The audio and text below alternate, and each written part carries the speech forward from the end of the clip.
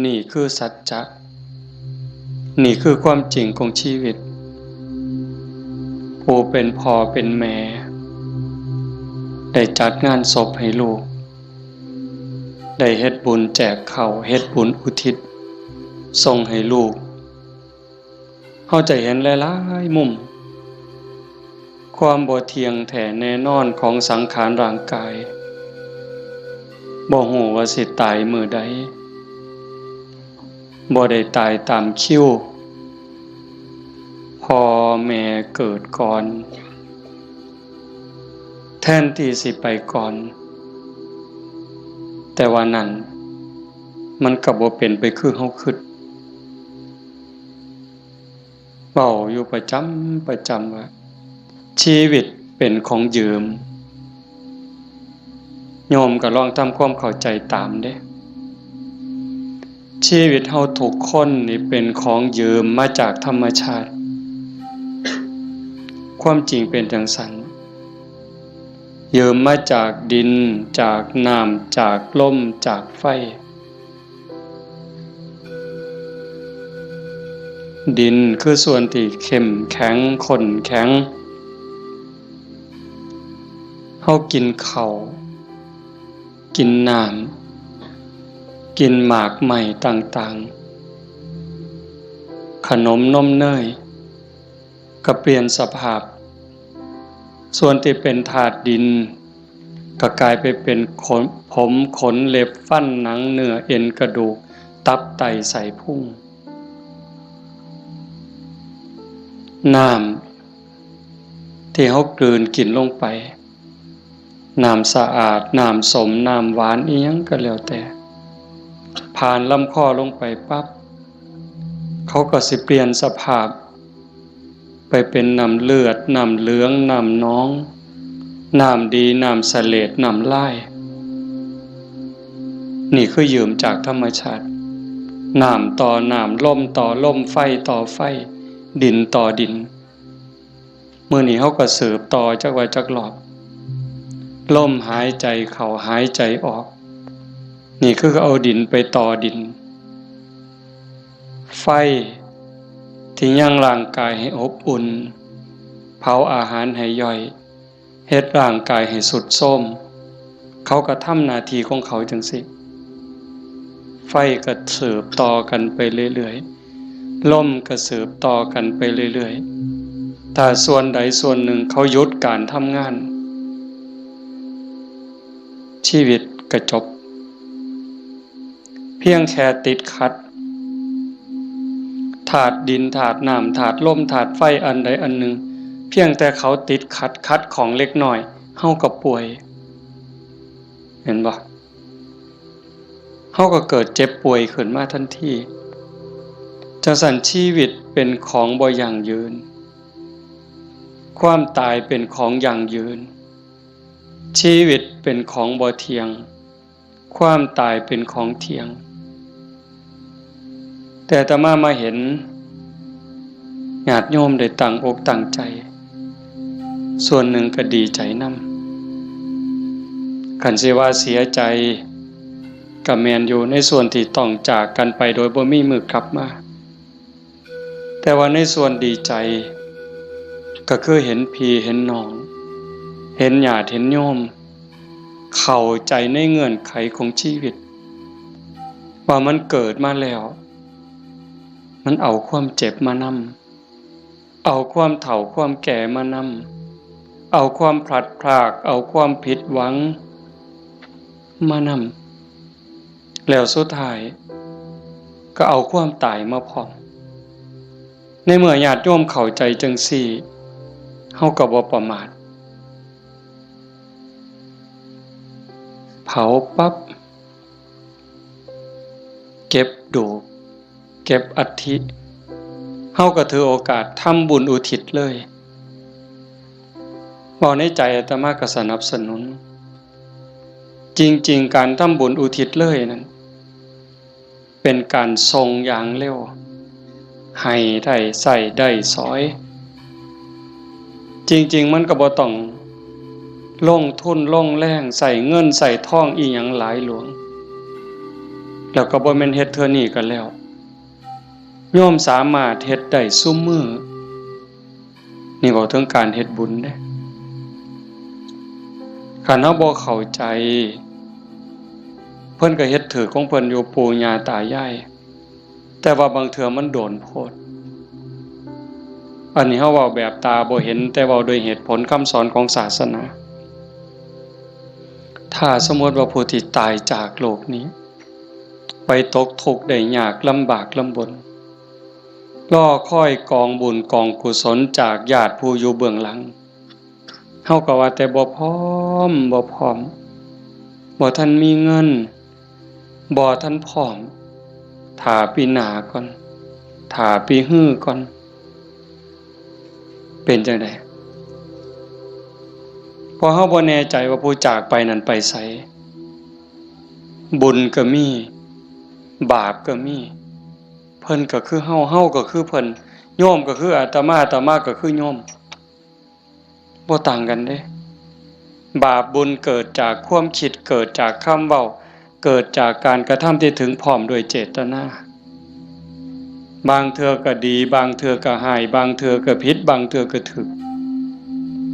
เฮาบ่สามารถสิยับยั้งตนเองได้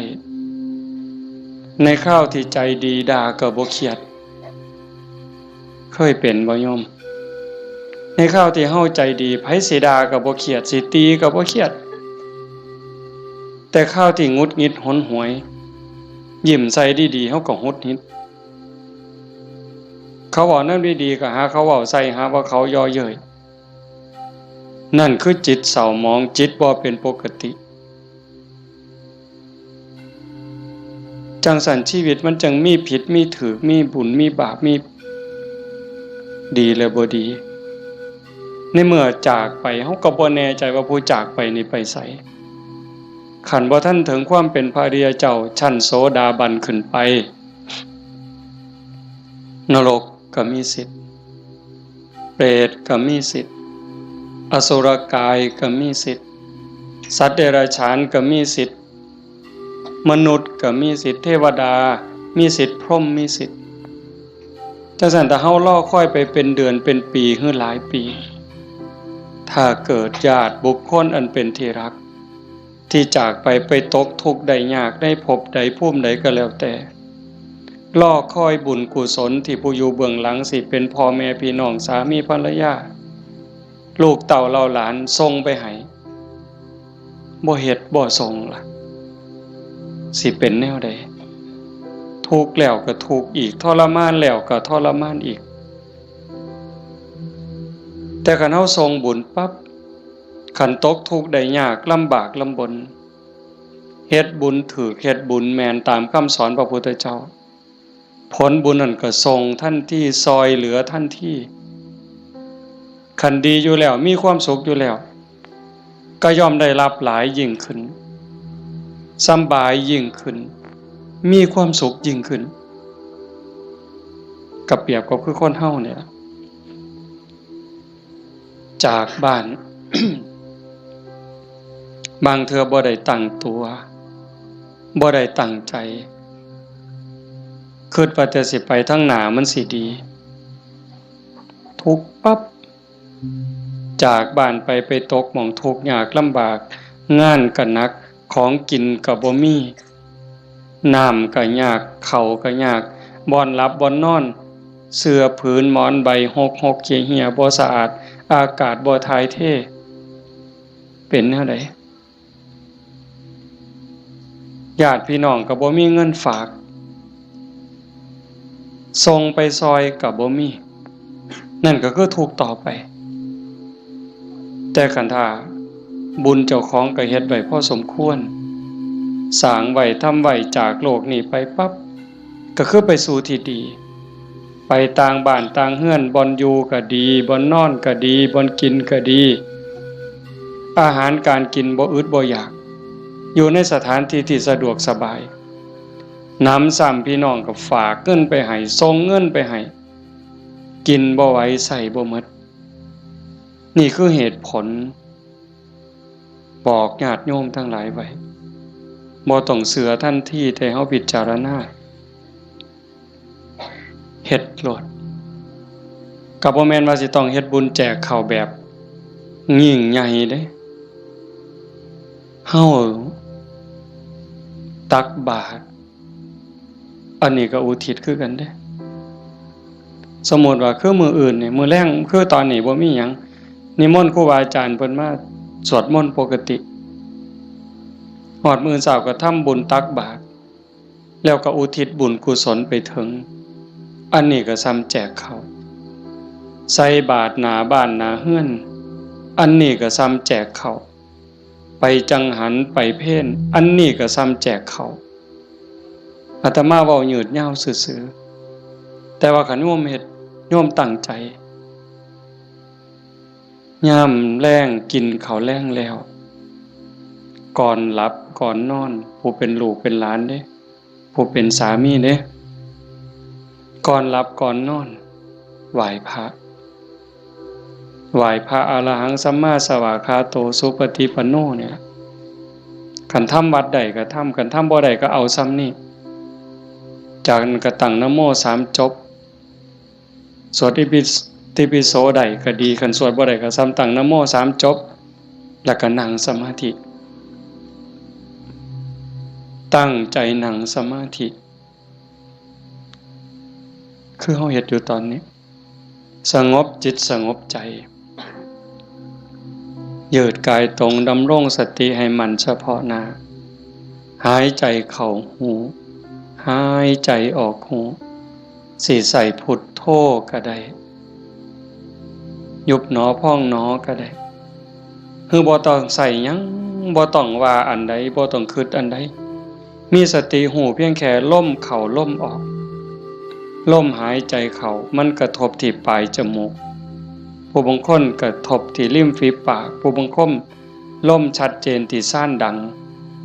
ลมเข้ามันสิเย็นจักหน่อยลมออกมันสิอุ่นจักหน่อยเฮาก็หูอยู่ซ้ำนั้นหลับตาเบาๆเฮ็ดใจสบายหายใจเข้าหูหายใจออกหูได้5 นาที10 นาทีคันยิ่งหลายเท่าใดแห่งแต่ดีได้จัก30 นาทีโยมลองเบิ่งเด้มันเป็นบุญยอดบุญที่เว้าเนี่ยคันเฮาสิเฮ็ดบุญแจกข้าวตามธรรมเนียมตามประเพณีเหตุข้องที่บ้านเมืองเพิ่นพาเฮ็ดเลี้ยงเหล้าเลี้ยงยาขาหมูขางัวจ้างหนังจ้างหมอลำหมดเป็น 400,000 500,000เว้าซื่อๆหมดเงินเป็น 400,000 500,000แบบว่ามาเลี้ยงหนังจ้างหนังจ้างหมอลำเลี้ยงเหล้าเลี้ยงยาหมดเป็น 400,000 500,000บ่ได้บุญหลายซ้ำนั่งสมาธิ5 นาทีสำดอกไม่ออกด้วยเหตุผลของธรรมความเป็นจริงที่องค์สมเด็จพระบรมศาสดาสัมมาสัมพุทธเจ้าสอนไว้หมดเงิน 400,000 500,000 หรือหมดเป็นล้านบ่ได้บุญหลายซ้ำนั่งสมาธิ5 นาทีเด้1บุญเกิดกับเฮาโยมเฮ็ดบุญเฮ็ดหยังก็ตามเสียบุญอุทิศให้โยมไม่ออกท้องใบมื้อนี้คือกันบุญนั่นต้องเกิดกับโยมก่อนเกิดขึ้นกับจิตกับใจกลายเป็นสมบัติของโยมทุกคนซะก่อนแล้วก็จังอุทิศไปถึงบุญบ่มีโตแต่มันก็มีอานุภาพบาปบ่มีโตแต่ก็มีคุณภาพมีอานุภาพบุญส่งเสริมให้เกิดความสุขเกิดความสะดวกสบายเกิดความเจริญรุ่งเรืองในชาตินี้ในชาติหน้าได้สมหวังดังใจอันนั้นย้อนบุญบาปตามเผาผลาญเผาล้นให้เกิดความทุกข์ความเดือดร้อนความทุกข์ความเดือดร้อนในบ้านในเฮือนในชีวิตในครอบครัวเฮ็ดให้เกิดความผิดหวังนั่นให้โยมเข้าใจว่าผลของบาปทั้งหมดแต่สิ่งเฮ็ดให้เกิดความสุขเกิดความสำบายอกสำบายใจลูกดีผัวดีเมียดีขาทาสบริวารคนรอบข้างเป็นคนดีมีศีลมีธรรมไว้เนื้อเสื่อใจสุขภาพแข็งแรงอายุมั่นคนยืนบุญทั้งหมดเฮาสิเฮ็ดบุญอุทิศให้ญาติให้ผู้ใดก็แล้วแต่บุญต้องเกิดกับจิตกับใจเฮาก่อนคือกันกับเฮาสิเอาขนม เอาเงินเอาทองเสื้อผ้าหนาแพร่เครื่องใส่ไม้สอยหยิบยื่นให้คนที่เฮาอยากให้สิเป็นไผก็ตามที่เฮาอยากให้เพิ่นเฮาก็ต้องมีของสิ่งนั้นในมือเป็นกรรมสิทธิ์เด็ดขาดของเฮาจะเอาขนมให้เอาเงินให้เอาหมักไม้ให้พ่อแม่พี่น้องลูกเต้าเราหลานเฮาต้องมีขนมมีเงินมีทองมีหมักไม้เป็นสมบัติส่วนตัวเป็นกรรมสิทธิ์ของเฮาโดยเด็ดขาดจังสิสามารถหยิบยื่นให้ลูกให้หลานให้พ่อแม่พี่น้องบุคคลที่รักจังสิได้บุญคือกันต่างกันกับแก้วแหวนเงินทองบักไม้บักไหลจักน้อยคือแก้วแหวนเงินทองบักไม้บักไหลนั่นเฮาให้แล้วมันหมดให้แล้วมันหมดแต่ว่าบุญนี่แห่งให้แห่งได้แห่งให้แห่งหลายแล้วก็บ่จำเป็นจะต้องยุ่งยากอีหยังหลายเป็นหยังจังเว้าหลายแต่บุญเนี่ยเพราะว่าบุญมันเป็นที่เพิงพระพุทธองค์เพิ่นบอกว่าปุญญานิปะละโลกัสสมิงปฏิทาโหนติปานินังเพราะเหตุว่าบุญนั้นเป็นที่พึ่งของสัตว์ทั้งหลายในโลกนี้ในโลกหน้าพร้อมทั้งโลกต่อไปชี้แจงอีกนิดนึงบุญเป็นสื่อของความสุขความดีความงามความโล่งโปร่งเบาความสบายอกสบายใจก็เกิดจากการคิดพูดทำในสิ่งที่ถูกต้องโยมเคยสุขคนเฮาคิดถูกต้องแล้วเว้าถูกต้องเฮ็ดถูกต้องสบายใจมีความสุขมีความเอิบอิ่มเฮาสบายใจแล้วยิ่งมันเป็นประโยชน์กับตัวเฮาเป็นประโยชน์กับพ่อแม่พี่น้องกับผัวกับเมียกับลูกกับหลานยิ่งเป็นประโยชน์กับคนหลายเท่าใดเฮาก็ยิ่งภูมิใจเท่านั้นนั่นคือบุญหลายเห็นปัจจุบันก็คือความสุขใจความปราบปลื้มใจความยินดีความเอิบอิ่มชาติหน้าเด้นำไปสู่สวงสวรรค์นำไปสู่พรหมขันบุญหลายได้เนี่ยใส่บุญกินบุญอยู่ทั้งสวรรค์ทั้งพรหมโดนปันใดน่านปันใดนั่นก็ขึ้นอยู่กับกำลังของบุญที่สร้างเมิดเวลาจากสวรรค์หรือจากพรหมกลับมาเกิดเป็นคนอีกขันกำลังบุญที่เฮ็ดที่ทำไว้มันหลายแม่นกลับมาเกิดเป็นคนอีกเถื่องามหน้าตาดีผิวพรรณดีสวดทรงดีสุ่มเสียงดีฐานะดีร่ำรวยสติปัญญาดีโรคภัยไข้เจ็บหน่อยอายุยืนไปไสก็มีคนหักมีคนนับหน้าถือตานี่กำลังบุญเด้แต่คันถามมันตรงกันข้ามคิดก็คิดผิดเว้าก็เว้าผิดเฮ็ดหยังก็เฮ็ดผิดเฮ็ดแล้วปั๊บกลับเป็นทุกข์ในปัจจุบันโยมก็เห็นอยู่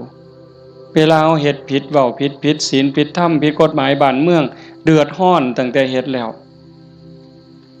ตอนเฮ็ดโดยอำนาจของกิเลสย้อนความโลภย้อนความโกรธโลภอยากได้ของเขาอยากลักของเขาอยากจี้ของเขาอยากยักยอกอยากคอร์รัปชันโกงกินเป็นจังได๋พอแต่เฮ็ดลงไปแล้วทุกข์เว้าด้วยความโกรธเว้าด้วยความอิจฉาริษยากระแทกแดกดันใส่หอดพ่อหอดแม่บางเทื่อหอดพระสงฆ์องค์ข้าเจ้าเว้าพื้นนินทาเว้าแล้วสะใจในขณะที่เว้าสะใจหลายเว้าแล้วคิดว่าโอ้ยมันสิบ่บาปบ่คิดที่หลังเป็นทุกข์บัดไหม้เจ้าของเผาเจ้าของเห็นบ่ในปัจจุบันก็เป็นทุกข์จังซี่เดือดร้อนจังซี่คันมันกว้างไปเท่าใดคนหู้เท่าใดเขาก็เกิดความรังเกียจเกิดความบ่ไว้ใจ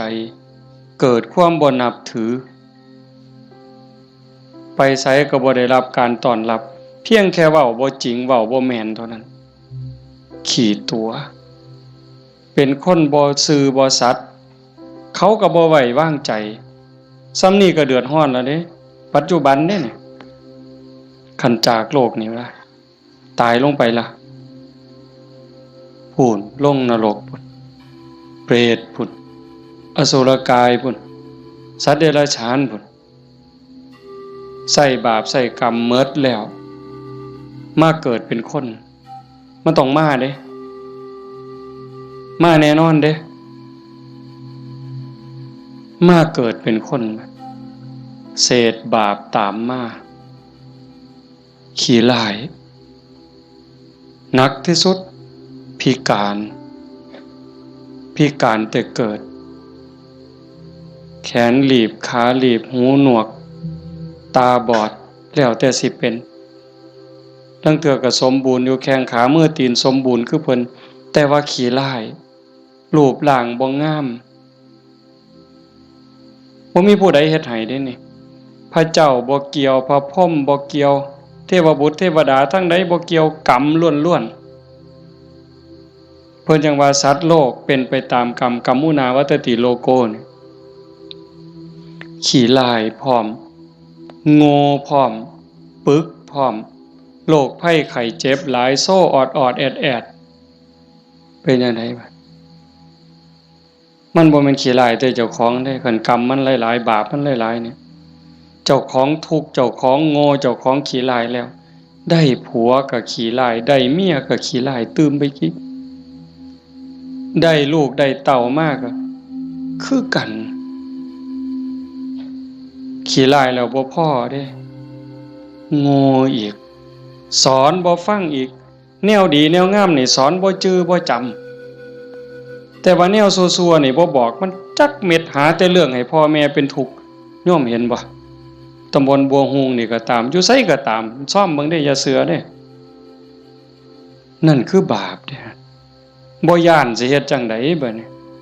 ให้ผลตั้งแต่ปัจจุบันจนฮอดตายไปแล้วใส่บาปใส่กรรมแล้วกลับมาเกิดเป็นคนอีกเทื่อมันยังตามมาอยู่บาปเป็นสิ่งที่ต้องละต้องวางต้องย้านเด้โยมสิ่งที่น่าย้านที่สุดเฮาสิว่าย้านงูแม่นอยู่ย้านงูย้านปิงอาตมานี่ผู้หนึงย้านหลายย้านปิงย้านงูย้านขี้เกียจย้านกับแกะนักย้านผีผู้ใดบ่ย้านเนี่ยผีหลอกผู้ใดเคยเห็นมันบ่เคยเห็นแต่ว่าก็ย้านหมดซุคนอันนี้ก็แนวหนึงเด้ย้านผีย้านตายย้านทุกข์แต่ว่าย้านบาปบ่ย้านเว้ยผีมันก็บ่เคยเห็นอาตมาก็บ่เคยเห็น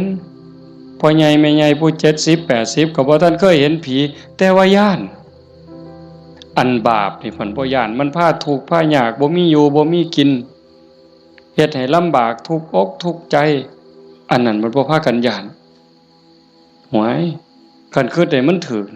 ย้านบาปพระพุทธเจ้าเพิ่นสอนให้ย้านบาปเพิ่นจังให้ละบาปทั้งปวงเฮ็ดบุญกุศลให้ถึงพร้อมแต่เฮ็ดบุญแล้วมันก็บ่ทันปลอดภัยไปสู่สวรรค์มันยังต้องกลับมาเกิดอีกไปสู่พรหมมันต้องกลับมาเกิดอีกเพิ่นจังให้ชำระจิตชำระใจให้สะอาดบริสุทธิ์สะจิตตะปริโยทปันนังการชำระจิตของตนให้ขาวรอบให้มันสะอาดบริสุทธิ์สิเดินจงกรมก็ได้สินั่งสมาธิก็ได้หรือแม้แต่เฮ็ดให้ใส่หน้าอยู่กลางทงกลางทาคันมีสติระลึกรู้ในอารมณ์ปัจจุบันฮู้ในอารมณ์พระกรรมฐานคันสมมุติว่าเฮาเบิ่งลมหายใจนี่เฮ็ดหน้าอยู่ก็เบิ่งลมได้ย่างน้ำก้นงัวก้นข้วยก็เบิ่งลมหายใจได้เข้าห้องน้ำห้องส้วมก็เบิ่งลมหันใจได้แม้กระทั่งยามนอนไหว้พระแล้วนั่งสมาธิแล้วบ่ไหวแล้วอยากนอนลงก่อนมันสิหลับก็เบิ่งลมหายใจได้คันเฮานอนลงไปหายใจเข้าหูหายใจออกหูหลับยามใดก็สร้าง เพิ่นบอกว่าคันเฮานอนหลับไปกับลมหายใจเนี่ยเทวดารักษามีผลหลายได้โยมเทวดารักษาคันเฮาเจ็บไข้ได้ป่วยโรคอย่างน้อยๆโรคบ่แห้งมันนั่นเถาะเศร้าโรคทางกายก็เบาบางโรคทางจิตทางใจก็เบาบางน้ำซ้ำก็ยังเป็นบุญอีกเทวดาคุ้มครองรักษาบ่ไหลตายเด้เพราะว่าตัวสมาธิเนี่ยคอยเฮ็ดคอยสร้างคอยทำจังสันโยมเฮ็ดบุญแจกเขาแต่มาจังว่าสนับสนุนเฮามีโอกาสมื้อต่อไปปีต่อไปเฮาจะเฮ็ดจัดเป็นการเป็นงานก็จังว่ากันอีกเทื่อนึงเฮ็ดดูบ่ผิดเฮ็ดบุญนี่บ่ผิดพระพุทธเจ้าเพิ่นบอกว่าเฮ็ดดูๆเฮ็ดบ่อยๆให้ทำความพอใจในบุญนั่นเพราะการสั่งสมสะสมเอาไว้ซึ่งบุญนำสุขมาให้เฮ็ดดูบ่ผิดบุญแต่ว่าบาปอย่าเฮ็ดเพราะมันทุกข์มันเดือดร้อนฉะนั้นเฮาตั้งใจพาพี่พาน้องเฮ็ดบุญเนี่ยเห็นลูกหลานเด็กเล็กเด็กน้อยมาร่วมฟังเทศน์มานั่งฟังธรรมนำพ่อใหญ่แม่ใหญ่แต่มาว่ามันงามนี่คือความงดงามของชาวพุทธโยมจำไว้เด้พาเขามาส่วนเขามามื้อวันเสาร์วันอาทิตย์ส่วนเขาไปวัดไปใส่บาตรไปจังหันผู้ชายก็ให้หัดประเคนพระเขาเฮาสิได้ลูกดีหลานดีอาศัยผู้อื่นบ่ได้การศึกษาทางโรงเรียนบางเทื่อก็ลืมเรื่องเหล่านี้บางโรงเรียนเด้แต่ลังหม่องเพิ่นก็ยังดีอยู่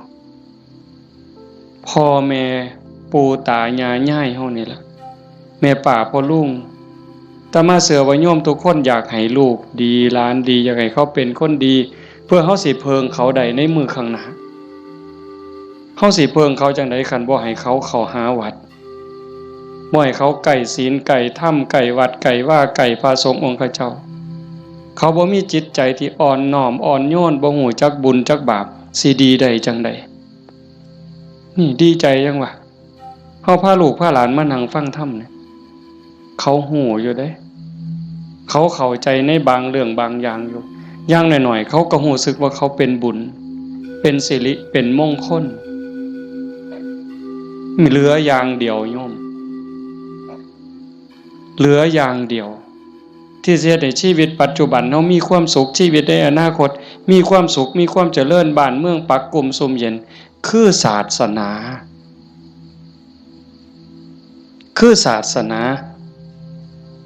เรื่องกฎหมายนี่โยมเลิกยังเพิงบ่ได้ 100% ยิ่งพวกนักการเมืองสสต่างๆเศร้าเว้านำเลยพวกนั้นเพิงบ่ได้เข้าหาประโยชน์ใส่ตัวเขาต่างหากหักเข้าจริงๆบ่เป็นพี่เป็นน้องเขาจริงๆบ่บ่มีดอกคันเขาหักเข้าจริงๆนะหักบ้านหักเมืองจริงๆเขาต้องเฮ็ดสวัสดิการให้เฮาได้หลายบ่ต้องเอาของมาแจกดอกบ่ต้องเอาเงินเอาทองเอาเขาเอาของมาให้เฮาดอกพูนเขาไปสภาพพุ่นนำความทุกข์ความเดือดร้อนเฮาไปเว้าเป็นเรื่องเป็นราวต่อสู้เพื่อให้เกิดความมั่นคงในการเป็นอยู่ของพี่น้องประชาชนแต่นี่เฮาบ่เห็นมีแต่ไปเถียงกันอยู่คนละมุมก็เถียงอย่างเดียวมุมนั้นเฮ็ดถูกกูก็สิเถียงเฮ็ดผิดก็สิเถียงเฮ็ดถูกก็สิเถียงนั่นคือเขาบ่ได้หวังประโยชน์กับเฮาแต่สิ่งที่เฮาเพิงได้คือศาสนาวัดว่าอารามครูบาอาจารย์หลวงปู่หลวงตา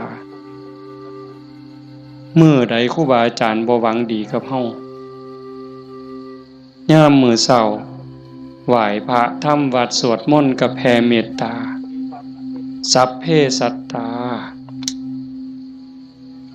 สัตว์ทั้งหลายที่เป็นเพื่อนทุกข์เกิดแก่เจ็บตายแผ่เมตตาแล้วก็กรวดน้ำอุทิศบุญกุศลบ่มีที่สุดบ่มีประมาณยามเช้ามาบิณฑบาตคือแม่โยมสิไปวัดไปจังหันไปเพ่นให้พรเพิ่นบ่ได้ให้เล่นเด้สัพพิติโยนั่นคือเอาจิตเอาใจเอาความหวังดีปรารถนาดีอุทิศให้ยิ่งได้เจริญสมาธิเจริญภาวนาจิตสงบจิตมีพลังโยมหูเองเนี่ยโยมทุกคนหูเองเนี่ยนั่งฟังอาตมาเว้ามานี่มัน30นาทีแล้วโยมฟังอาตมาเทศมา30นาทีคนที่ตั้งใจนั่งสมาธิฟังแต่แรกสิรู้สึกว่าตอนนี้กายเบากายโยมเบาใจโยมเบาใจมันสงบใจมันมีกำลังใจโยมเริ่มมีความสุขลึกๆเนี่ยพิสูจน์ได้คำสอนพระพุทธเจ้ามันบ่ได้ล้าสมัยอีกยังท่านสมัยล้ำสมัยไปอีกล้านปีพุ่นโยมเป็นพยานเด้อาตมาบ่ได้เว้าเอาเองเด้ทุกคนที่นั่งสมาธิฟังธรรมน้อมจิตน้อมใจลงสู่กระแสธรรมตอนนี้กายเริ่มเบาจิตเริ่มเบาความเอิบอิ่มรู้สึกปลื้มใจในตนเองมันเกิดนี่คือบุญเนี่ยแต่มาจังหวะแต่ตอนแรกโอ้ยอย่าว่าแต่500,000ต่อให้100 ล้านเฮ็ดบุญตามเขาว่าเนี่ยบ่มีเหล้าบ่มีบุญบ่มีเหล้าบ่เป็นบุญบ่ขาหมูขางัวบ่เป็นบุญบ่มีหนังบ่มีหมอลำบ่เป็นบุญพวกหมู่นั้นต่อให้100 ล้านสภาพที่จิตใจเป็นสุขสงบร่มเย็นมั่นใจมันย่อมมั่นใจเด้แต่การเฮ็ดแบบนั้นเฮาสิมีอารมณ์เย็นแบบนี้บ่สิมีความรู้สึกอบอุ่นใจปราบปลื้มใจยินดีใจมั่นใจว่าญาติตายไปแล้วสิได้บุญบ่มีดอกนั่นเว้าซื่อๆเชื่อซื่อๆมีความเชื่อแล้วก็ถูเอาสีขางเขาถูเพิ่นว่าหุ่นลู่ว่าไปซื่อๆเฮาก็ลองหลับตาเบิ่งศีลข้อที่1มีบุญต้องมีศีลมีกินต้องมีทานคำโบราณเพิ่นว่าข้อที่1ปานาติปาตาเวรมณีเจตนางดเว้นจากการทำสัตว์ที่มีชีวิตให้ตกล่วงผู้ใดก็หักชีวิตคือกันกับเฮาหมดมันก็บ่อยากตายนอนมันก็บ่อยากตายเม่งใหม่มันก็บ่อยากตายเพราะว่าแต่อยากตายเลยแม้แต่เจ็บมันก็บ่อยากเจ็บเฮาเนี่ยบ่หาแต่เขามาถิ่มมาแทงโดยมีดโดยหอกเด้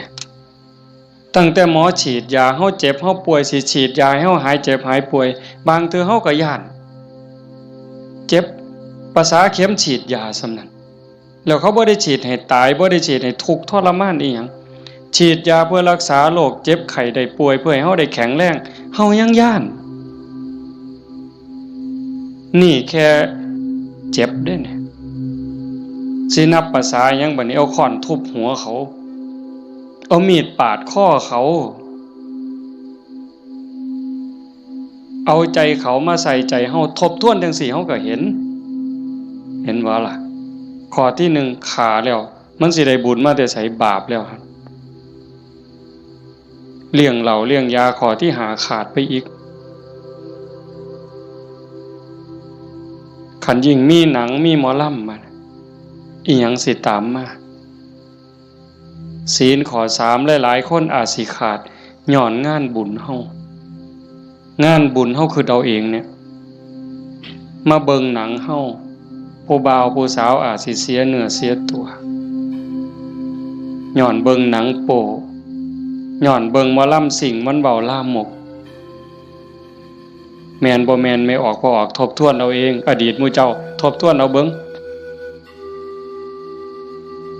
หนังขาหนังแกงกินเหล้าเมายาแล้วตีกันตื้มบัดนี้เมาเหล้าแล้วเว้าเข้าป่าเข้าดงโกหกพกล่มใส่ลายป้ายสีศีลข้อ4เสียอีก1แล้ว3 4 5เสียข้อที่2มาเบิ่งหนังเฮามาเบิ่งหมอลำเฮากลับไปลักไก่นำทางไปต้มอีกต่างหากหมดอ้อยซอยเลยเฮาเป็นต้นเหตุของบาปเลยบัดนี้แต่กันเฮ็ดแนวนี้อันพวกมานั่งฟังเทศน์นี่เอาตั้งแต่เด็กน้อยจนฮอดผู้เฒ่านี่ผู้ใดคือสิไปขากบเนี่ยลบไปนี่ผู้ใดสิไปขากุ้งเนี่ยแล้วบ่มีคือสิโอ้ยลบมื้อนี้ลักบักนาวนำทางดอกเว้ยมีบ่แล้วสิไปผิดผัวผิดเมียเขาดอกคิดก็บ่กล้าเฮาเชื่อมั่นแล้วเด้บาปมีบุญมีชาติหน้าชาติก่อนมีนรกสวรรค์มีเฮ็ดดีดีจริงเฮ็ดชั่วจริงผู้ใดเฮ็ดอันใดได้อันนั้นหว่านพืชเช่นไรได้ผลเช่นนั้นเห็นบ่สิไปผิดผัวผิดเมียไผมันสิไปกล้าซั่นบ่สิไปเว้าตัวคนสิไปยู่ให้คนผิดกันสิไปเว้าปากพ่อยๆมาสิกล้าบาปมันอยู่นำเจ้าของเนี่ยเฮ็ดบาปก็ได้บาปเฮ็ดบุญก็ได้บุญมันอยู่นำเจ้าของนี่สิไปดื่มเสพเครื่องดองของเมาเฮ็ดให้เจ้าของเสียสุขภาพกายเสียสุขภาพจิตเสียเงินเสียทองเฮ็ดให้ขาดความเคารพนับถือเฮ็ดให้เด็กน้อยมันดูหมิ่นดูแค้นเฮาบ่แม่นคนโง่ปานนั้นเห็นบ่เฮาเห็นสภาพบุญเด่นๆอยู่จังซี่ไม่เป็นตาภูมิใจอะโยมคันสิเว้าเนาะคันบุญโยมบ่หลายเนี่ยโยมบ่ได้เกิดเป็นคน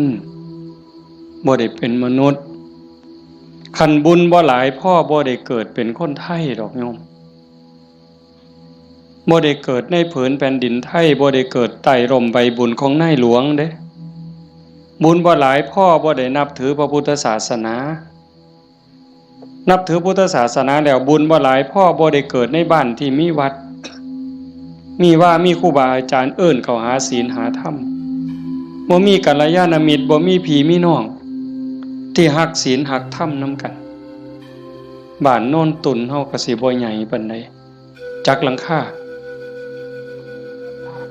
85คันเฮาบ่ฮักศีลฮักธรรมคันบุญบ่หลายเฮาบ่มาโฮมกันหลายปานนี้หลายคนก็อาจสิล้าสิเมื่อยตั้งแต่โยมไม่ออกท้องใบเพิ่นจากไปมางานศพมื้อนี้ก็หมดมื้อวานก็หมดมื้อเอาไปเผา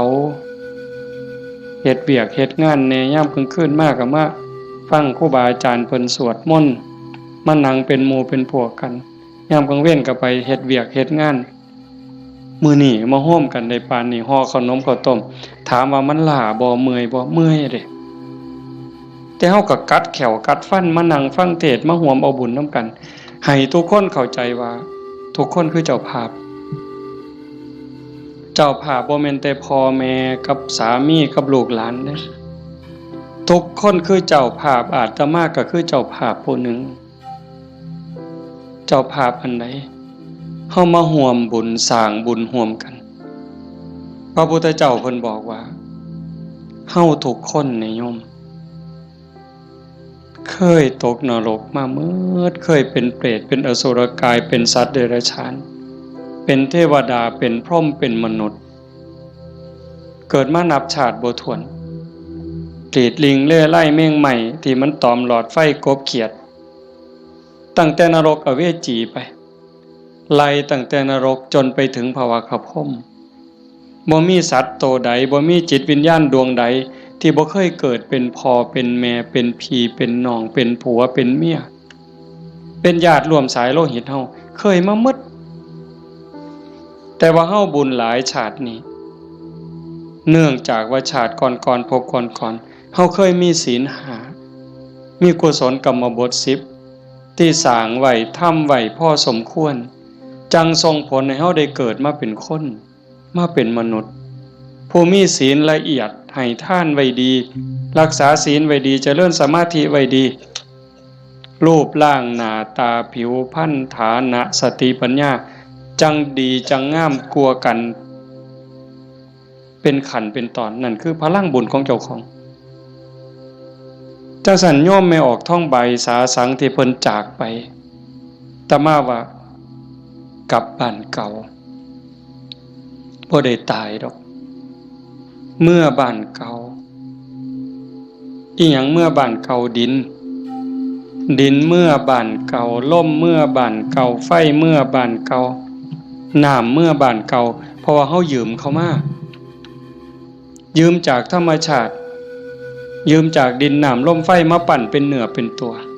เมื่อเวลาเขาก็มาเอาขึ้นโยมเคยยืมเสียมไทบ้านบ่เคยยืมเสียมเคยยืมมีดเคยยืมบักจกเคยยืมขอดหน่อยเคยยืมขาดบ่ยืมเพิ่นมาเนี่ยสิสัญญาก็ตามบ่สัญญาก็ตามลางเทื่อเฮาสัญญาว่ายืมไปจักมื้อเนี่ยแต่เฮาเอามาเพิ่นก็ว่าเอาไปซะเอาไปใส่จักมื้อก็เอาไป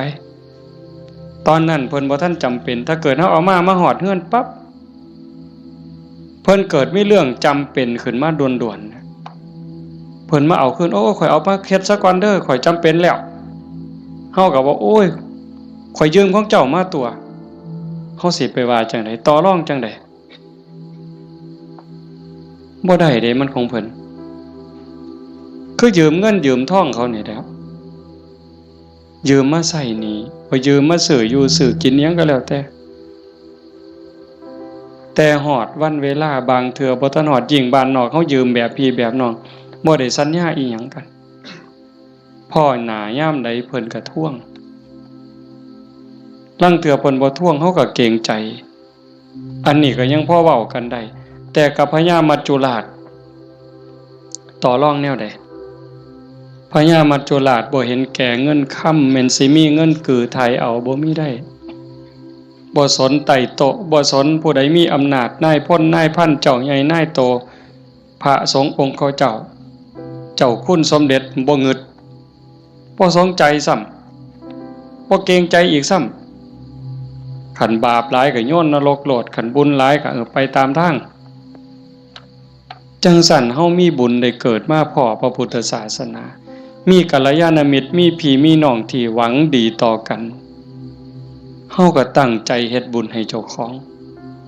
เฮ็ดบุญในมื้อนี้เทิงทานเทิงศีลเทิงภาวนาฟังเทศน์ฟังธรรมอ่อนน้อมถ่อมตนขนขวายในกิตติชอบเนี่ยก็ขอให้เฮาตั้งใจว่าเฮาเฮ็ดให้เจ้าของเบื้องต้นโยมทุกคนก็เฮ็ดให้เจ้าของเด้อไหว้พระโอ้คันเว้าถึงบุญนะโยมตั้งแต่ไหว้พระเนาะคันเฮ็ดด้วยความเข้าใจเด้คันเฮ็ดด้วยความเข้าใจเพียงแค่เฮาไหว้พระอรหังสัมมาสัมพุทโธภควาเข้าใจในความหมายว่าพระพุทธเจ้าเป็นพระอรหันต์ดับเพลิงทุกข์เพลิงกิเลสตรัสรู้ชอบได้ด้วยพระองค์เองเข้าใจว่าพระพุทธเจ้าคือไผเนี่ยแล้วก็กราบลงไปบุญมหาศาลหลายกว่าสร้างโบสถ์เป็นหลังบุญไม่ออกหวยเว้าไปปื้ออีกเด้คันสร้างโบสถ์บ่เข้าใจเฮ็ดโบสถ์แข่งกันถือกระสอบไปหาเหลี่ยไล่ได้เงินมากก็ขายน้ำทางในกินเหล่าเนี่ยบ่เป็นประโยชน์สู่เฮาเฮ็ดจังซี่บ่ได้สัมอรหังสัมมาสวากขาโตภควตาธัมโมพระธรรมเป็นสิ่งที่พระผู้มีพระภาคเจ้าตรัสไว้ดีแล้วถูกต้องแล้วงดงามแล้วเป็นไปเพื่อดับทุกข์ในคำสอนพระพุทธเจ้าเข้าใจจังซี่แล้วกราบลงไปงามๆโอ้ยสำนี้ก็พ่อโยมสุปฏิปันโนภควโตสาวกสังโฆพระสงฆ์สาวกของพระผู้มีพระภาคเจ้าปฏิบัติดีแล้วพระสงฆ์คือไผ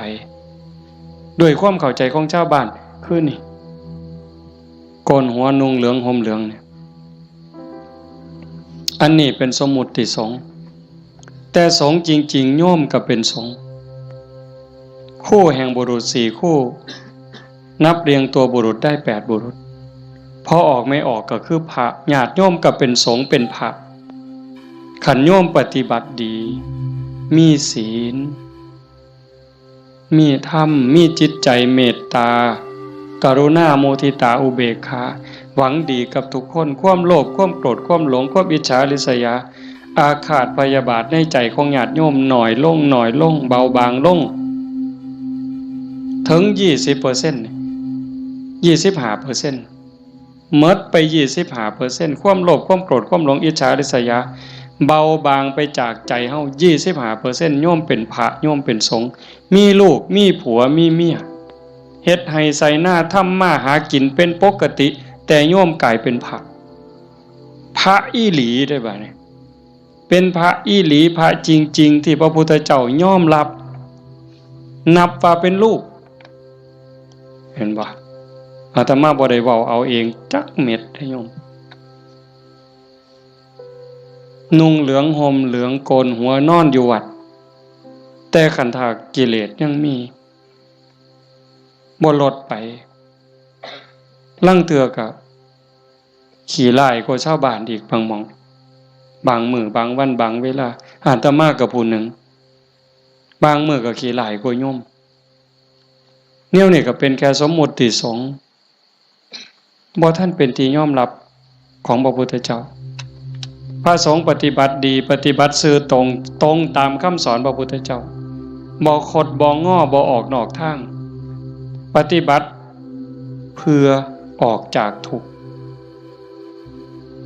มีชีวิตเพื่อกำจัดกิเลสหายใจเข้าก็เพื่อกำจัดความเห็นแก่ตัวหายใจออกก็ทำลายความเห็นแก่ตัวนี่ล่ะเฮ็ดหยังก็พอดีพองามหวังประโยชน์กับคนอื่นหวังดีกับคนอื่นเมตตาต่อผู้อื่นทำลายความเห็นแก่ตัวให้น้อยลงทำลายแค่ความเห็นแก่ตัวให้มันเบาลงบางลงหน่อยไปนี่คือสงฆ์ปฏิบัติสมควรแก่การต้อนรับแก่การกราบไหว้ทั้งเถื่ออาตมาเนาะเวลาที่รู้สึกว่าเจ้าของบ่ดีโยมกราบซ้ำเอาหอกเอาดาบแทงยิ่งโยมศรัทธาเท่าใดแฮงแต่เป็นตาย้านผู้เฒ่าผู้แก่หัวขาวหัวค่อนสิเอาบักไม้ให้กราบแล้วยกใส่หัวลับตาพูนคิดฮอดพ่อฮอดแม่ฮอดพี่ฮอดน้องว่าแม่นพ่อแม่ในชาติปัจจุบันฮอดชาติก่อนภพก่อนฮอดเจ้ากรรมนายเวรถวายน้ำขวดหนึ่งก็หวังบุญสอบทอพ่อต่อแม่พุ่นให้ขนมนมเนยใส่บาตรญาติพกถวายผ้าถวายผ่อนเงินทองแก้วแหวนเขาบ่ให้ย้อนหักเด้ให้ย้อนอยากได้บุญบ่ให้ย้อนหลงแต่ว่าให้ย้อนอยากได้บุญเกิดกับเจ้าของแล้วอุทิศไปให้พ่อแม่โยมันสิบ่คือหอกคือดาบบ่คือน้ำกรดบ่คือน้ำร้อนเทหดเสียจังได๋จังซั่นนะเพียงแค่โยมเข้าใจว่าพระพุทธเจ้าคือใครพระธรรมคือใครพระสงฆ์คือใครโยมเข้าใจจังสิเพียงแค่อรหังสัมมาสวากขาโตสุปฏิปันโนพ่อโยมพ่อเลยบ่ได้จำเป็นเลยว่าเฮาต้องเฮ็ดใหญ่เฮ็ดโตหมดเงินเป็นแสนเป็นล้านบ่ลองเบิ่งน่ะขันไม่ออกพอออกบ้านโน่นตุ่นเฮาเป็นจังซี่นี่ก็เฮามีศีลมีธรรมในใจเด้อยู่เฮือนก็เฮ็ดจังซี่บ่ต้องรวยดอกโยมบ่ต้องรวยแล้วบ่ได้มีความสุขดอกคันบ่มีศีลบ่มีธรรมนั่นอยู่ซ้ำเฮาอยู่เฮ็ดอยู่เฮ็ดกินพ่อสมมาภาควรบ่เดือดร้อนตนเองบ่เดือดร้อนผู้อื่นก็พอได้อยู่ได้กินแต่ว่าให้จิตใจมีธรรมะเพิงผ้าอาศัยหยิบยื่นแบ่งปัน ซอยเหลือเกื้อกูลคือโยมเป็นกันอยู่เห็นว่าทุกคนคือพี่คือน้องทุกคนคือเพื่อนร่วมทุกข์เกิดแก่เจ็บตายมีความสุขบ่คันอยู่แบบนี้ก็บ่แม่นสิเงียบแบบนี้เลยได้ก็เว้ากันนำจากันนำแต่ว่าให้จิตใจเฮาเป็นจังซี่เข้าใจกันฮักกันคือพี่คือน้องเป็นแนวใดผู้จากไปก็สำบายใจเอาสมมุติว่าคือโยมไม่ออกท้องใบเพิ่นจากเข้าไปเนี่ยก็บ่ไปไสดอกความเป็นจริงอยู่นำเฮานี่ล่ะจริงๆบ่ได้ไปไสเด้เพียงแค่ธาตุดินน้ำลมไฟกลับคืนสู่ธรรมชาติดวงจิตดวงวิญญาณเดินทางไปตามบุญตามบาปของตนเองญาติพี่น้องผู้อยู่เบื้องหลังก็อุทิศบุญกุศลไปให้แต่ว่าด้วยสภาวะความผูกพันความเป็นลูกเพิ่นเป็นลูกของพ่อใหญ่ท้องมาแม่ใหญ่ที่พ่อแม่ก็สิ้นไปแล้วแม่นบ่เฮาตั้งใจเฮ็ดบุญอุทิศไปนำเนาะแต่มาเข้าใจผิดเอาก็บ่เป็นหยังพ่อใหญ่ท้องมาแม่ใหญ่ที่คือกันที่เฮาว่าจากไปเพิ่นก็บ่ได้ไปไสเลือดเนื้อเพิ่นอยู่นำเฮาแม่นบ่โยมไม่ออกท้องใบคือกันเพิ่นแบ่งเลือดแบ่งเนื้อมาเป็นโตเฮาเพิ่นก็อยู่นี้อยู่ในโตเฮานี้คำสอนคำสั่งคำบอกอันนี้เด้อลูกอันนี้เด้อหลาอันนี้เด้อคำเอิ้นบักหลาเอิ้นอีนางเอิ้นทองคำอีแม่แม่นบ่เพิ่นเอิ้นจังซั่นเด้บักหลาอีนางทองคำอีแม่เพิ่นว่าอันนี้มันถูกเด้ออันนี้มันดีเด้ออันนี้มันบ่แม่นอันนี้มันบ่ถูกอย่าพากันเฮ็ดมันบาปอย่าเว้าจังซั่นมันบาปคันเว้าจังซี่เว้าจังซี่แม่นแล้วบักหลาอีนางสาธุโอ้ยใจแม่นเจ้าเว้าดีใจแม่นเจ้าเว้าถูกนี่คือคำสอนฮักกันเด้อันนี้เอื้อยเด้อันนี้อ้ายเด้คันน้องเถียงอ้ายอย่าไปเถียงเอื้อยอย่าไปเถียงอ้ายคันอ้ายรังแกน้องเอื้อยรังแกน้องอย่าไปเฮ็ดบ่โหนเป็นน้องบ่เห็นบ่เพิ่นตายอยู่ว่ะเพิ่นไปไสอยู่ว่ะดินดอนตอนหญ้าเฮือนซ่านบ้านซองจากเหงื่อจากแห้งอาบเหงื่อตังน้ำสร้างหลักฐานให้ลูกได้อยู่เป็นของเพิ่นบ่จังว่าคันคิดฮอดพ่อคิดฮอดแม่นั่นก็ฮักพี่ฮักน้องอยากให้พ่อแม่ได้กินข้าวกินน้ำนุ่งเสื้อผ้าหน้าแพรดีๆงามๆคันแม่นพ่อแม่บ่อยู่นำเป็นเนื้อเป็นตัวแล้วก็เฮ็ดกับพี่กับน้องนั่นล่ะอยากเว้ากับพ่อแม่ม่วนๆก็เว้ากับพี่กับน้องนี่ล่ะเว้ากับป้ากับลุงมันคักแท้เด้โยมคันเฮาคิดให้มันเข้าใจนี่พ่อแม่บ่ไปไสปู่ย่าตายายบ่ไปไสแล้วทุกคนก็คือพี่คือน้องเข้าใจให้มันคักๆเข้าใจดีๆในคำสอนพระพุทธเจ้าประเสริฐที่สุดบ่มีศาสนาใดสิสอนความจริงความถูกต้องงดงามเกินพระพุทธเจ้าบ่มีผู้ใดสิฮักเฮาหวังดีต่อเฮาเกินพระพุทธเจ้าจังบอกคำสอนเอาไว้เพิ่นบ่บอกให้เฮาไปทำพิธีอันนั้นอันนี้ดอกอันนั้นบ่แม่นพิธีสะเดาะเคราะห์ต่อชะตาเสริมดวงพระพุทธเจ้าบ่สอนบ่แม่นเว้าดีต่อกันนี่พระพุทธเจ้าสอนคิดถูกต้องพูดถูกต้องทำถูกต้องจากถูกต้องก็จังไปสู่ดีงามอย่าว่าดีเด้อย่าว่าดีก่อนดียังบ่ทันถูกต้องเด้คันคนเขามักกินเหล้าเฮาซื้อเหล้าสู้กินเขาว่าดีเด้แม่นบ่ล่ะคันพวกผู้ชายมักเล่นมักเที่ยวมีหมู่พาไปเที่ยวซ่องเขาว่าบักนี่ดีเด้พวกมักเล่นไพ่เล่นไฮโลเล่นการพนันส่วนเฮาไปเล่น ต้มไก่สู้กินพร้อมเล่นเอาเงินเอาพร้อมยังว่าดีอยู่เด้หั่นแต่มันบ่ถูกแต่คันมีคำว่าถูกต้องแล้ว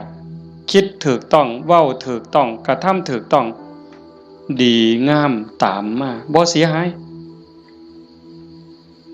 จังซั่นจากนี้เป็นต้นไปเฮาบ่ว่ามื้อใดเฮาสิจากโลกนี้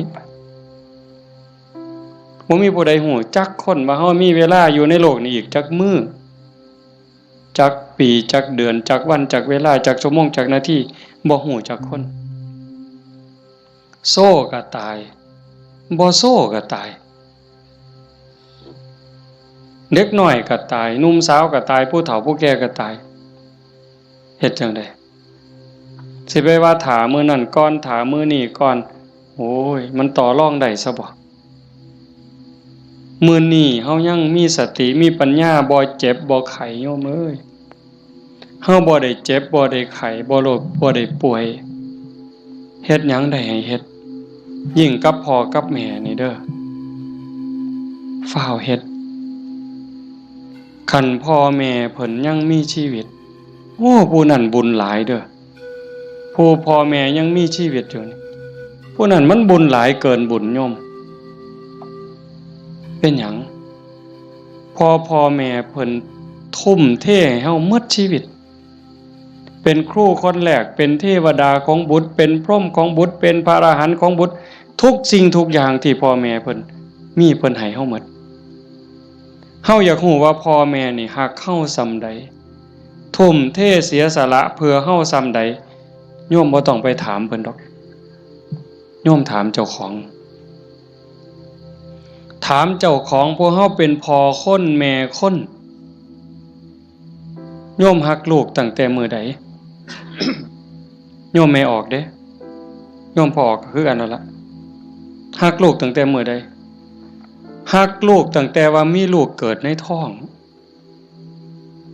แม่นบ่ไม่ออกฮะพอรู้สึกว่าตั้งท้องปั๊บเนี่ยไม่ออกนี่ฮักแล้วเด้ทุ่มเทความฮักให้กับลูกในท้องแล้วพ่อก็คือกันผัวคือกันทั้งที่บ่ฮู้ได้นี่ว่าลูกสิเกิดเป็นผู้หญิงเป็นผู้ชายสิขี้ร้ายหรือสิงามสิโง่หรือสิฉลาดสิพิการหรือบ่พิการสิเป็นพระหรือสิเป็นมหาโจรโยมบ่ฮู้เลยลูกในท้องนี่สิเป็นหญิงเป็นชายพิการหรือบ่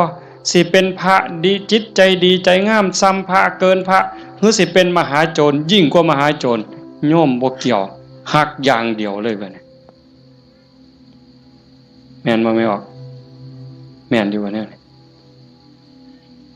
เพิ่นก็คือเฮาบัดนี้หาได้บาทใดก็เพื่อลูกหาได้บักไม้บักไหลผู้ผัวไปป่าไปดงได้บักไม้บักไหลก็จะเอามาให้เมียกินเพื่อให้ลูกแข็งแรงพุ่นเด้คันว่ามันสิคลอดง่าย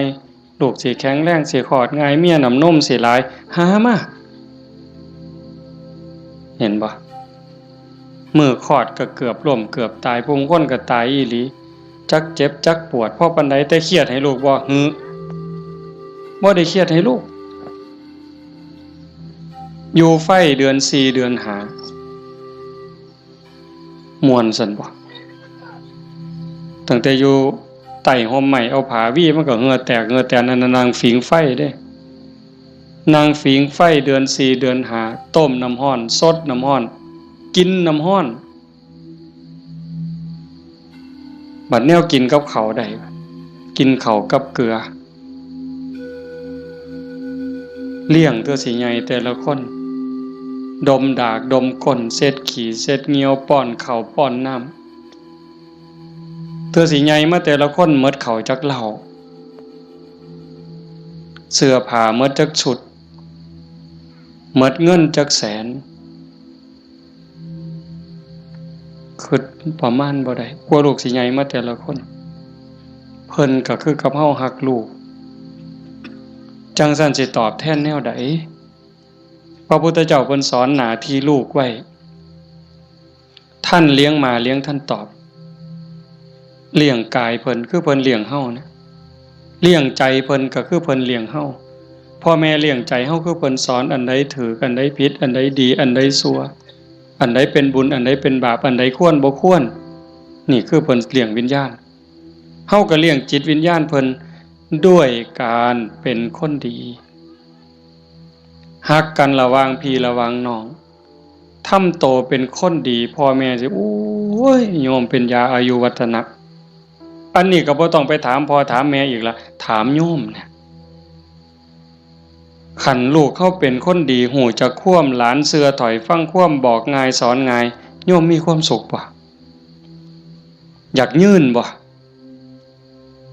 ขันยิ่งเป็นคนดีจนชาวบ้านเขายกย่องเขาสรรเสริญโอ้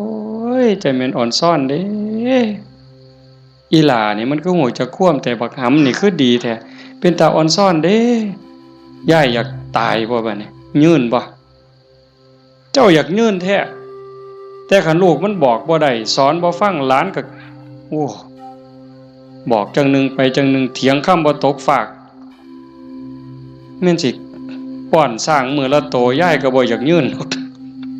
อยากตายให้มันแล้วอุกอังสังกะหยาลูกหลานมันบ่ฮู้จะคว่ำเอิ้นหาพญากรรมพญาเวรพุ่นแล้วมาเอาผู้ขาไปถอนโลดตัวแต่สั่นยังว่าเลี้ยงพ่อเลี้ยงแม่เลี้ยงกายเลี้ยงใจพุทธเจ้าเพิ่นบอกเด้ท่านเลี้ยงมาเลี้ยงทั้งตอบทำการงานของท่านซอยเวียกซอยงานส่วนเหือส่วนแห้งเพิ่นบ่บอกก็เฮ็ดแนวเฮ็ดได้แนวมันถูกต้องดีงามส่วนเวียกส่วนงานเพิ่นนี่คือเรื่องที่สองท่านเลี้ยงมาแล้วเลี้ยงท่านตอบตามกิจการงานของท่านรักษาวงตระกูลมิให้ตกต่ำอันนี้หน้าที่ลูกเด้รักษาวงตระกูลอย่าให้ตกต่ำอย่าเอาชื่ออย่าเอานามสกุลนี่ไปไว้นำตำรวจ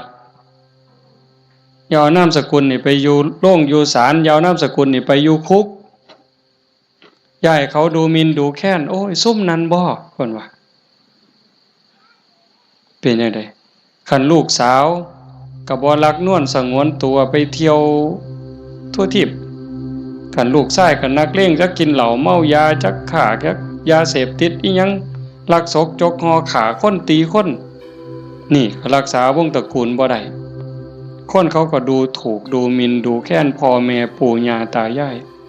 ขายหน้าขายตาลูกติดคุกพ่อแม่ก็ติดนำติดบ่ไม่ออกว่าโตอยู่นอกคุกแต่ใจไปอยู่คุกคันลูกบวชพ่อแม่ก็บวชนำพุ่นโตอยู่ทงพุ่นแต่ว่าใจอยู่วัดเห็นบ่รักษาวงตระกูลมิให้ตกต่ำอย่าให้เขาดูหมิ่นดูแค้นให้เขาดูทุกข์ทำตนให้สมควรแก่การรับทรัพย์มรดกคันเฮาเป็นคนดีมีศีลมีธรรมขยันมันเพียรทำมาหากินพ่อแม่ทั้งหลายเพิ่นสิแพงฮอดเวลาอันสมควรหาผัวหาเมียให้แบ่งทรัพย์สมบัติให้หวังเพิงให้ลูกแล้วพ่อแม่ก็สำบายใจแต่คันแม่นเหล้าก็กินเลขก็เล่นมาซุแนวฮอดหมากัดกันก็ลงก็สะเว้าเลย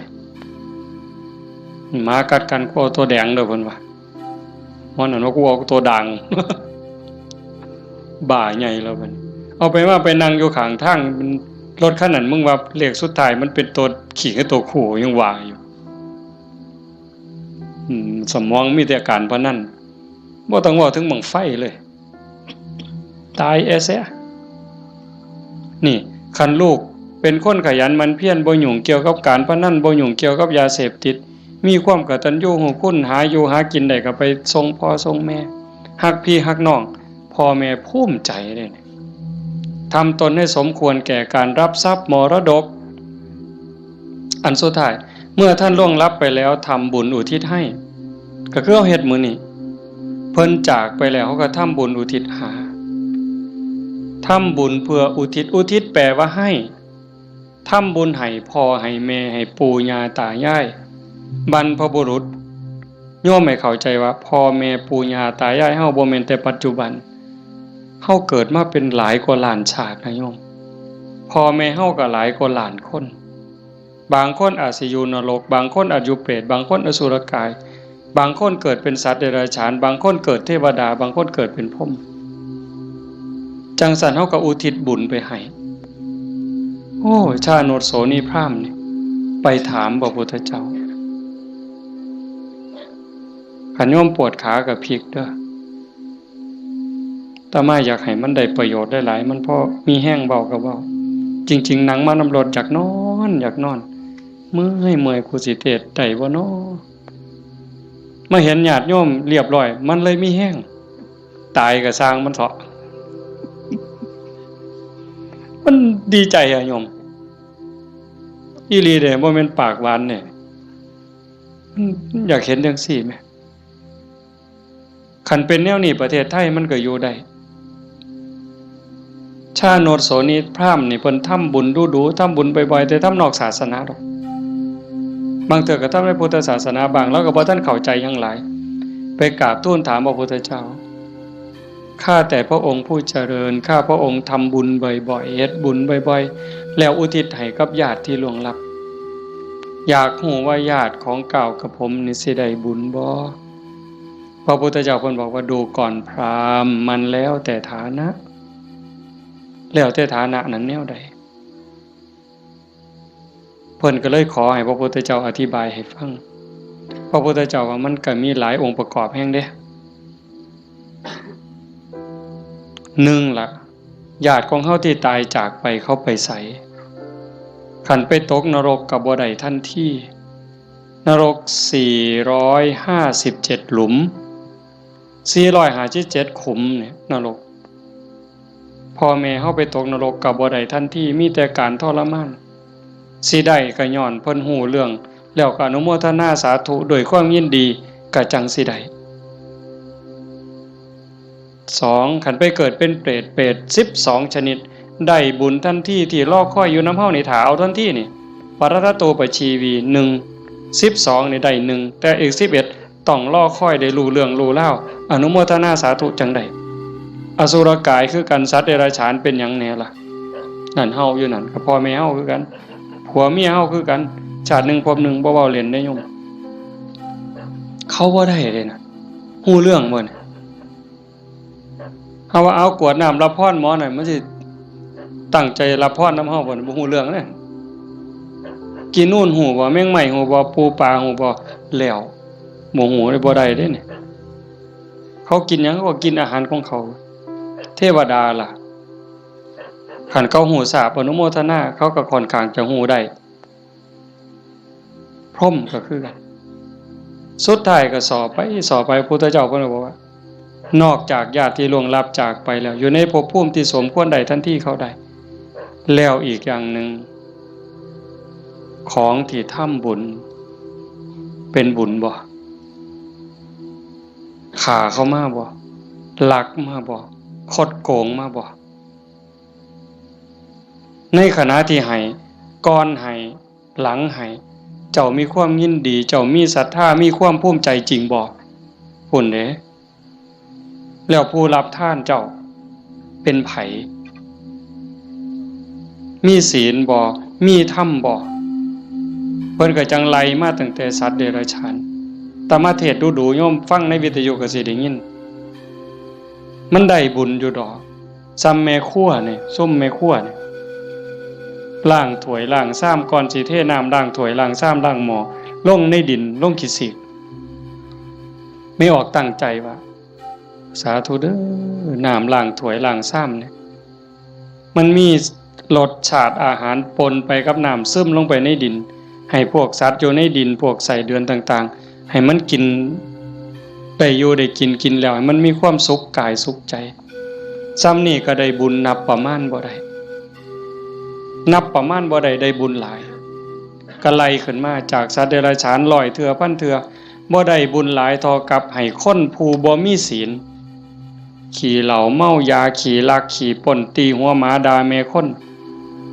ได้หลายกว่าให้กับสัตว์เดรัจฉานจังซั่น100เทื่อพันเทื่อให้คนขี่เมาบ่มีศีลบ่มีธรรม100เทื่อพันเทื่อบ่ได้บุญหลายเท่ากับให้ผู้มีศีล5เทื่อเดียวเห็นบ่บัดนี้เป็นหมากเป็นผลแล้วเด้ให้กับคนมีศีล500เทื่อพันเทื่อบ่ได้บุญหลายเท่ากับให้คนมีศีล8 แม่ขาวพ่อขาวแม่ชีเทื่อเดียวให้ผู้มีศีล800เทื่อพันเทื่อบ่ได้บุญหลายเท่ากับให้เน้นผู้มีศีล10เทื่อเดียวให้เน้นมีศีล10ร้อยเทื่อพันเทื่อบ่ได้บุญหลายเท่ากับให้พระผู้มีศีล227เทื่อเดียว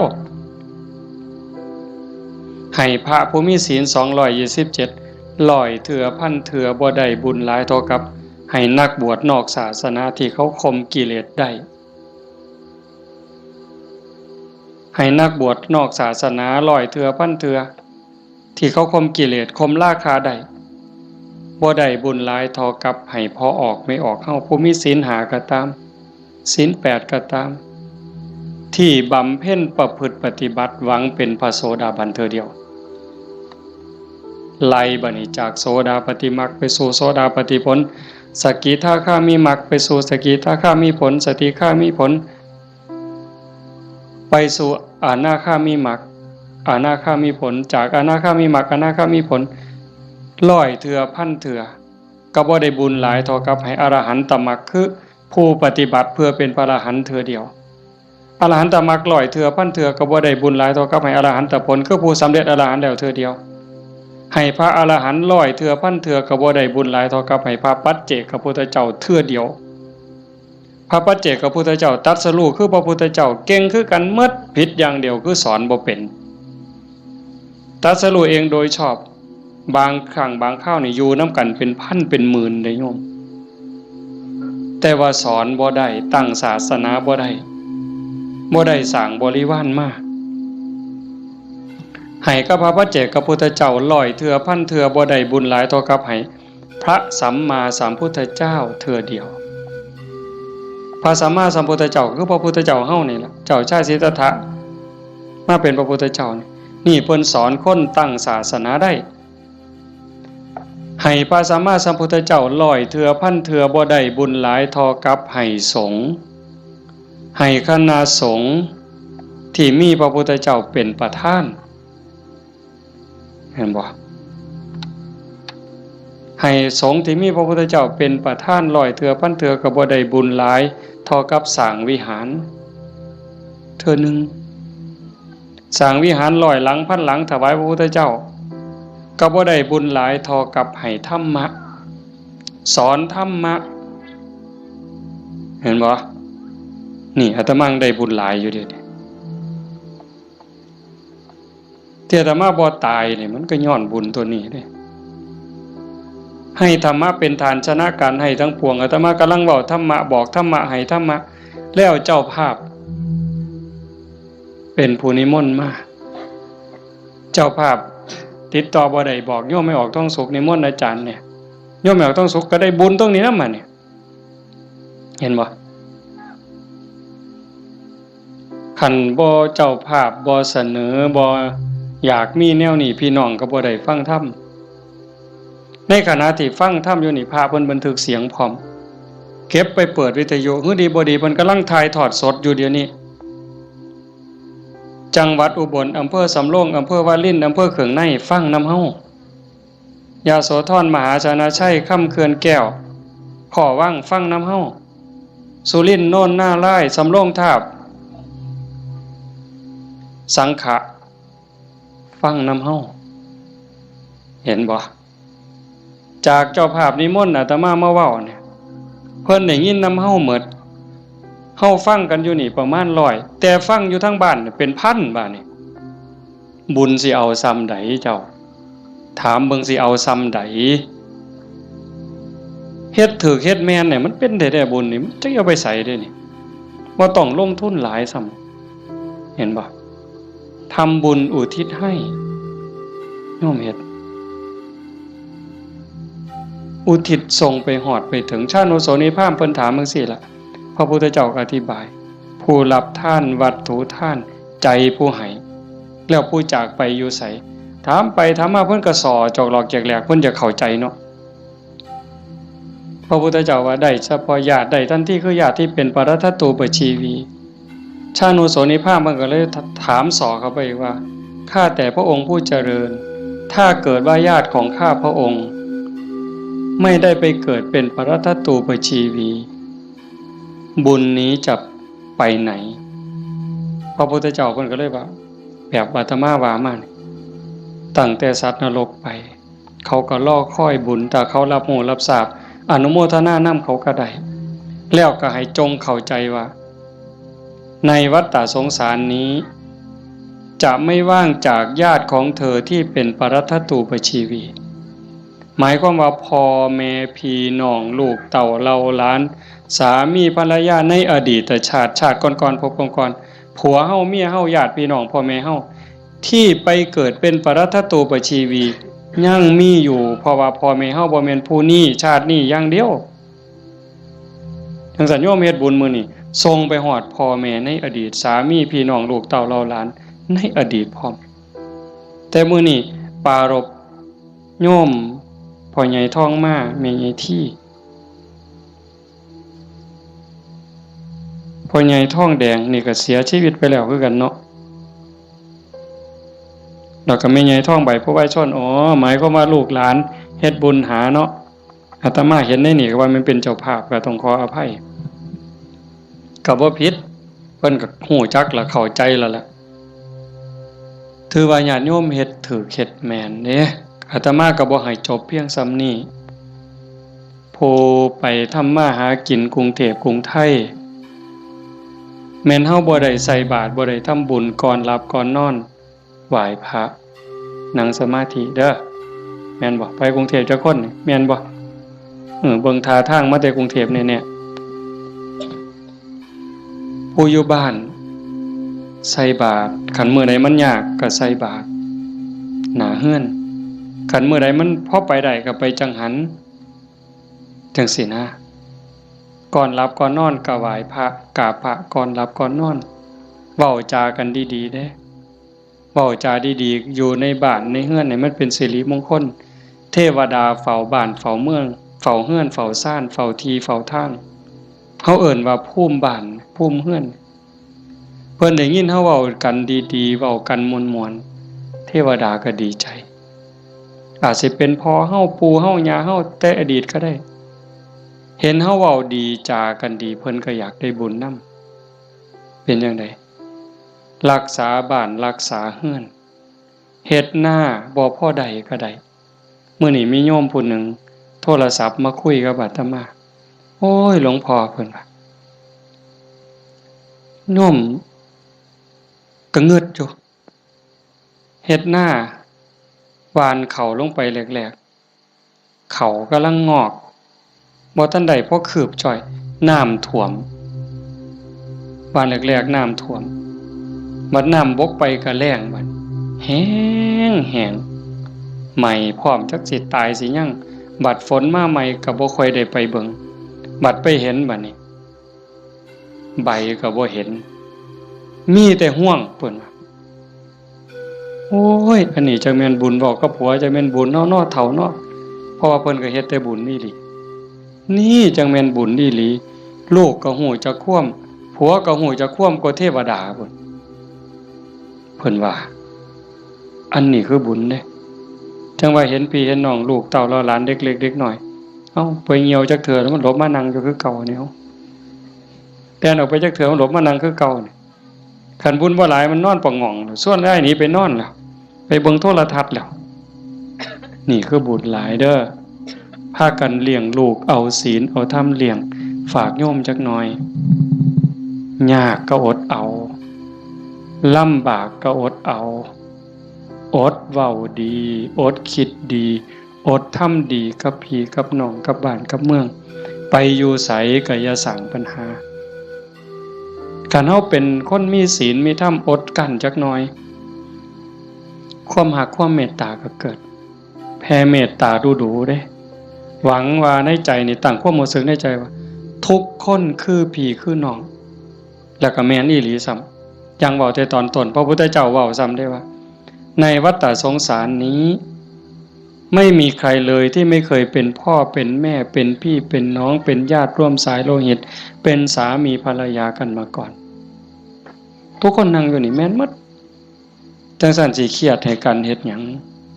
สิสร้างกันเฮ็ดหยังเอารัดเอาเปรียบกันเฮ็ดหยัง อีกบ่โดน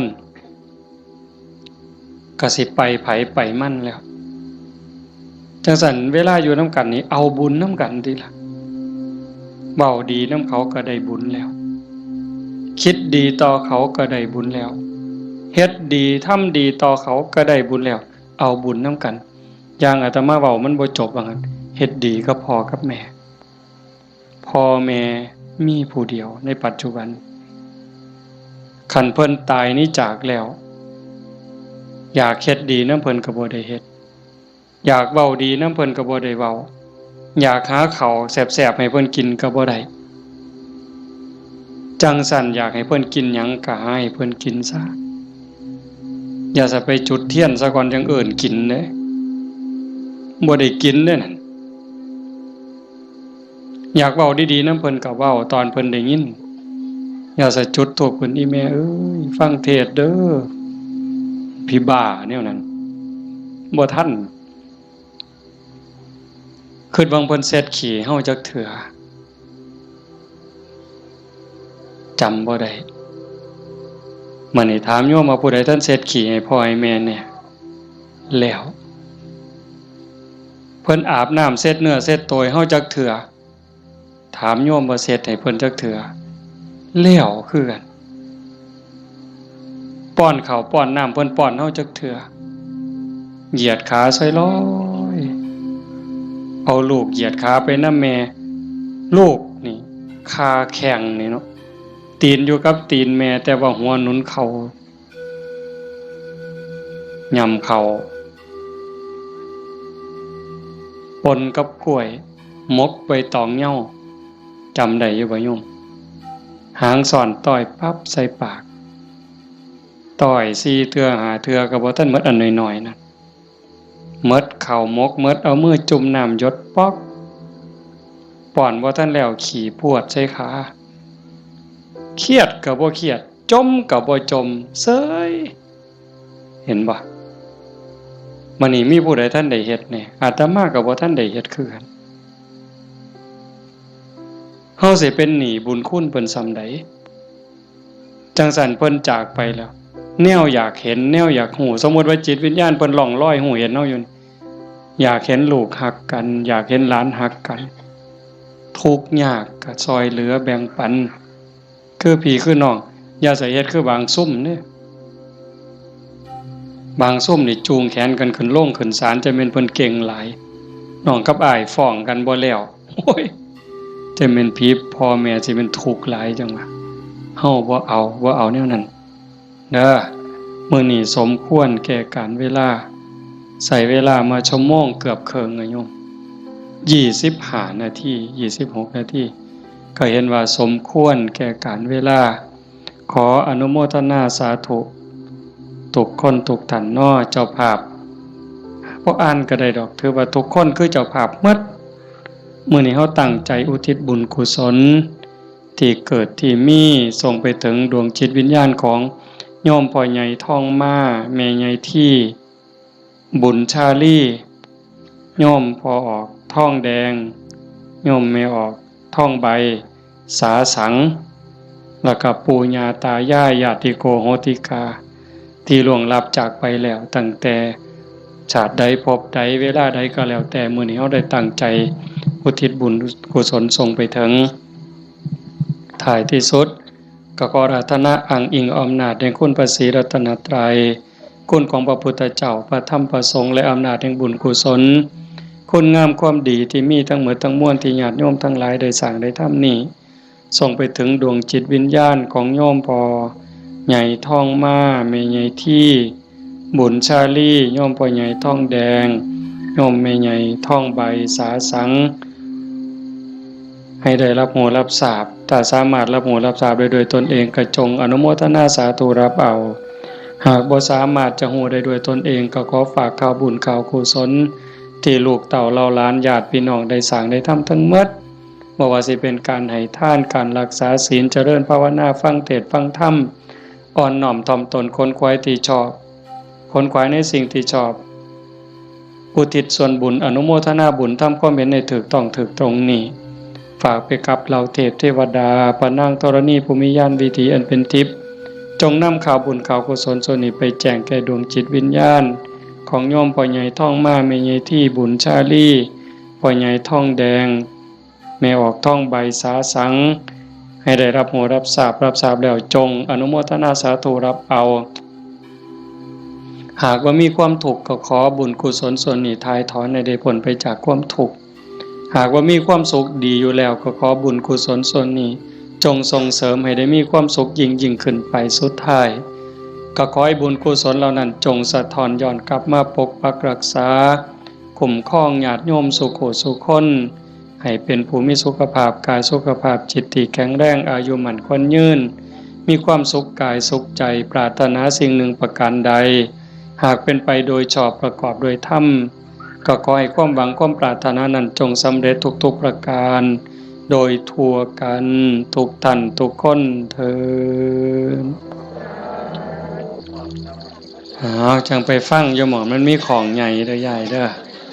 ไปนู่นกุลมเด้อแจ้งให้ทราบปัจจัยที่ญาติโยมถวายในมื้อนี้เด้ออาตมาสิเอาเมื่อวัดส่วนหนึ่งสิไปซื้อขี้ดินได้ยินอยู่เนาะว่าในวิทยุเนาะสิซื้อขี้ดินเพื่อให้บุญกับโยมพ่อใหญ่แม่ใหญ่นำนี่ล่ะอีกส่วนหนึ่งอาตมาสิเอาไปทอดกฐินปีนี้อาตมาเป็นเจ้าภาพทอดกฐินไปทอดอำเภอเสรภูมิจังหวัด101มื้อวันที่25มีผู้สิไปนำบ่วันที่25หลังจากทอดที่วัดโน่นกุลมแล้ว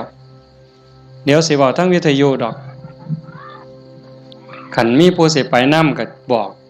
บ่ต้องบอกชื่อก็ได้ว่ากลุ่มขาน้อยมีจักคนคันหลายก็สิเมารถบัสแล่นรวยๆเมาก็ถ่าอยู่นี่ละปากทางนี่พากันไปถ่าอยู่หั่นมาจอดปั๊บก็ขึ้นเลยขากลับก็มาจอดหั่นก็แล้วแต่สิมาบัดนี้ บ่มาก็อยู่หั่นล่ะเด้อฟังทางวิทยุพระเอาบุญคักๆหาจากถ่าให้โดนคนนี่หากะลามันบ่ยืนอาจจะพาเฮ็ดบุญเด้อเอามื้อนี้เอาปัจจัยไปก็เพื่อเฮ็ดบุญอย่างว่านี่ล่ะเอาเป็นจังได๋คิดเขาก็คิดออกบ่ค่าน้ำค่าไฟมื่นขาลุกบ่ได้ผู้ตีของก็ได้บุญได้ย่ายมุงหนึ่งได้ 10% พุ่นแน่อันนี้ค่าน้ำค่าไฟกับค่าวิทยุนำเนาะคันบ่มีค่าไฟก็บ่ได้ฟังเด้ขอบมีค่าไฟจังได้ฟังวิทยุเนาะเอาตั้งใจบัดนี้เตรียมน้ำทาไว้กวดมีน้ำทาใส่น้ำทาบ่มีน้ำทาก็ใส่น้ำใจพนมมือเฮ็ดจิตใจให้มั่นคงนิ่งๆจักครึ่งนาทีคือทอดพ่อใหญ่ท่องมาแม่ใหญ่ที่พ่อใหญ่ท่องแดงแม่ใหญ่ท่องใบแล้วก็ญาติโยมที่มาฟังธรรมนี่ล่ะเฮามีพ่อมีแม่อยากให้ผู้ใดได้บุญนำก็ตั้งจิตเป็นสมาธิคันยิ่งจิตเป็นสมาธิมั่นคงเท่าใดพลังบุญก็ยิ่งแห้งเท่านั้นหลายไปเท่านั้น